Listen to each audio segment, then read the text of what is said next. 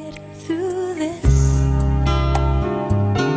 you'll break new ground. Hi, my name is Carol. Welcome back to day 23 of our series, We'll Get Through This.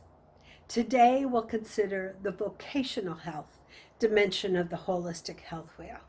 And you'll notice my setting is probably one of my favorite places in the whole world, where all my grandkids hang out, all their toys and everything. I miss them terribly. And that's what I want to talk to you about, is how we communicate with those we love. Vocational help is simply how we elect to spend our days, at work or at home.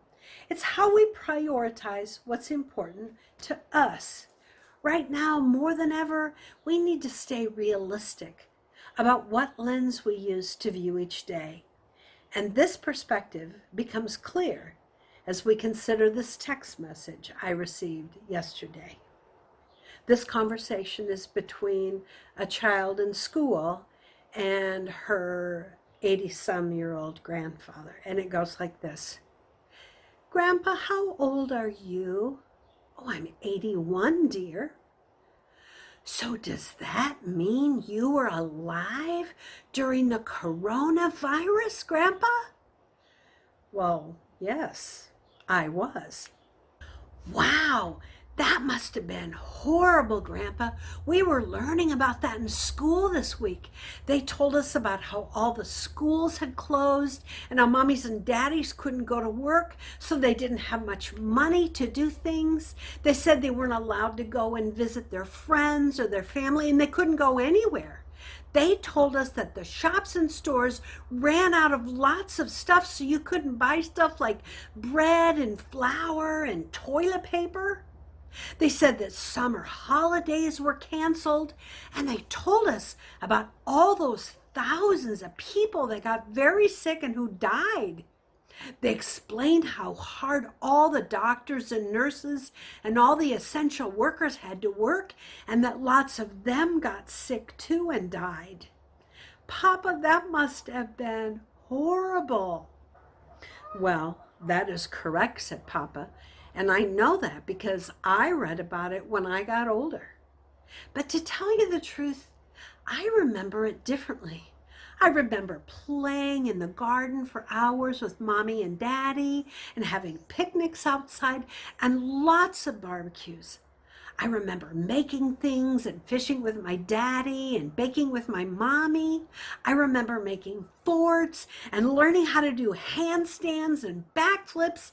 I remember having quality time with my family.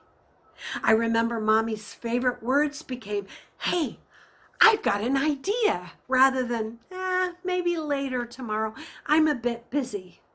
I remember making our own bread and making our own pastries and having movie night 3 or 4 times a week instead of just one. It was a horrible time for lots of people, you were right. But I remember it differently.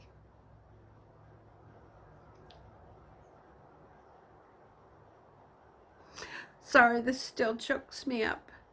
Remember how our children will remember these days.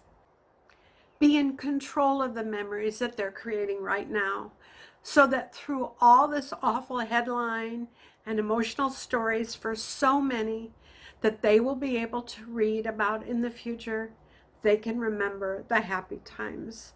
This is an author unknown. Sorry. My healthy tip because of that is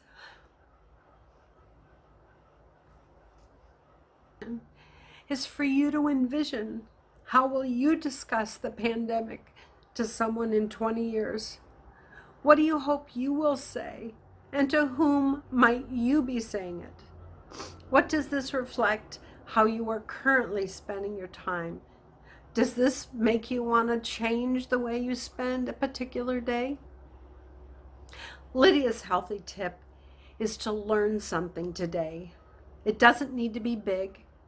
Maybe it's something on your to-do list, how to deep clean the dishwasher.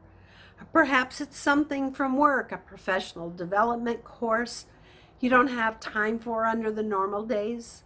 Perhaps it's for a hobby, learning about photography or an art medium. Maybe you'd like to look up a small fact about an interesting animal. Lydia says, if you're like my friend Carol Hedberg, you will take on a giant project and learn how to edit large videos that inspire others. Whatever makes you feel positive and proud, it's a great feeling to be a lifelong learner. We want to thank you for joining us today. This has been a very emotional day for me, but I think it's important that we reflect. So talk to your health buddy.